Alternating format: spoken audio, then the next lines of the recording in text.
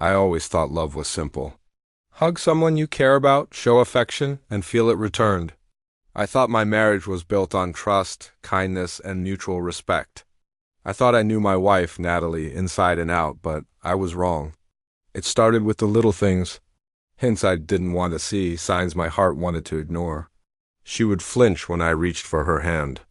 She'd sigh impatiently when I tried to sit close on the sofa. Sometimes she'd even roll her eyes when I offered a small kiss on the cheek. I kept telling myself it was just stress, that she was tired from work or maybe just having a rough day. But deep down, a quiet, unsettling feeling grew stronger. Something felt off. One evening, I came home earlier than usual. It had been a particularly grueling day, and all I wanted was that simple reassurance from a hug. That feeling that everything would be okay. I walked into the living room and she was on the phone. Her back was to me, but in the stillness of the house, I caught her words clearly. "I hate it when he hugs me," she said, her voice a low whisper. "It's suffocating. I just can't stand it." I froze right where I stood. My heart didn't just sink. It felt like a cold, heavy weight had been dropped into my chest.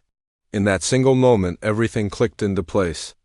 All the nights she flinched away, all the times she avoided my touch, it wasn't stress. It wasn't exhaustion. It was disdain.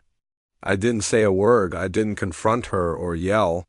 I simply turned and walked away, quietly, calmly. I went to our room, closed the door, and just sat there in silence for what felt like hours. I replayed everything in my mind, all the affection I had shown, the love I had offered so freely, the trust I had given without question. And the devastating realization hit me. She didn't value it. She didn't respect it. She didn't care. Over the next few days, I became an observer in my own home. I watched her. I listened. I paid attention. And what I saw confirmed my worst fears. Natalie had become emotionally distant, cold, and increasingly secretive. And whenever I tried to connect, she either brushed me off or responded with a chilling indifference. It has to be about reciprocity. If the person you give your heart to doesn't cherish it, doesn't respect it, then it's not love. It's a performance. I made a decision that day.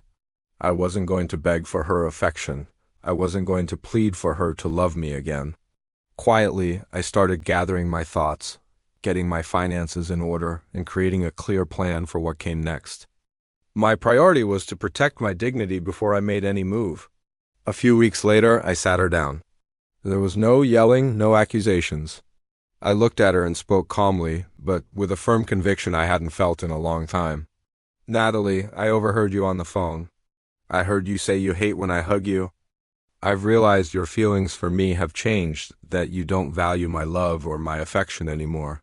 I can't stay in a marriage where my love isn't wanted, so I'm leaving."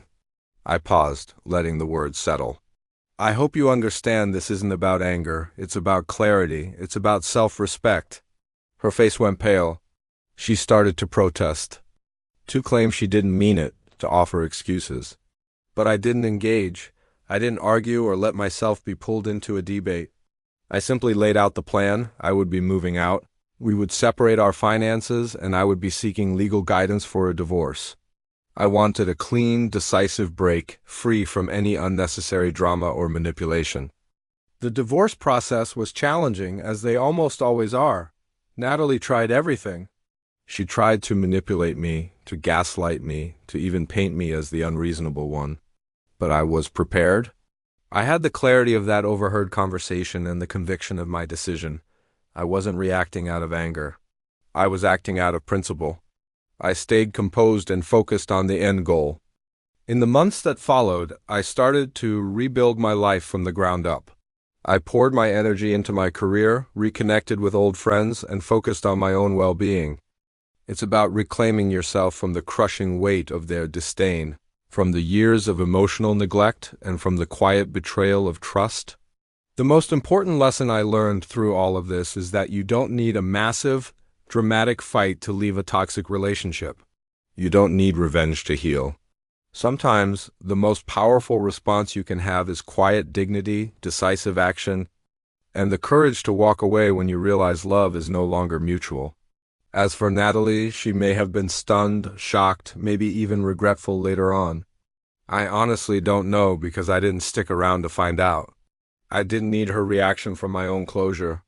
My focus was on myself, on rebuilding my sense of self-worth, and on creating a life where I am surrounded by people who respect and value me for who I am. And that has made all the difference. Thank you for watching. If this story resonated with you, please consider liking and subscribing for more content. Take care of yourselves.